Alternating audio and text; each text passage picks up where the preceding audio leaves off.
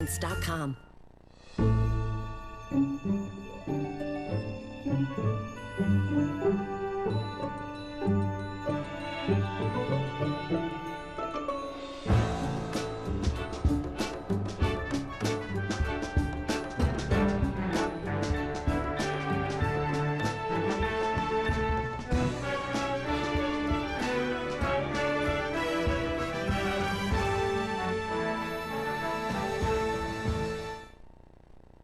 Hi, I'm Robert Osborne. The spirit of Christmas plays a role in all of our films tonight, and our next one comes from the director responsible for what may be the definitive Christmas movie, It's a Wonderful Life. He's Frank Capra, man known for infusing his films with humanity and a great deal of heart, as well as common sense, likable people, and always first-rate actors. Well, our movie predates It's a Wonderful Life by 5 years, but it's Capra again at his best, telling the kind of story he liked to tell the best. Capra always loved stories about the little guy, the common man who innocently gets duped by city slickers, but in the end comes out on top just by being decent and forthright. And that's a basic theme of this next movie.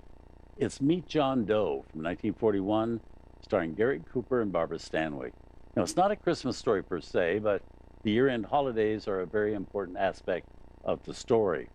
It's also a noteworthy film in Capra's resume because it's the first movie Capra directed at a studio other than his usual stomping grounds of Columbia Pictures.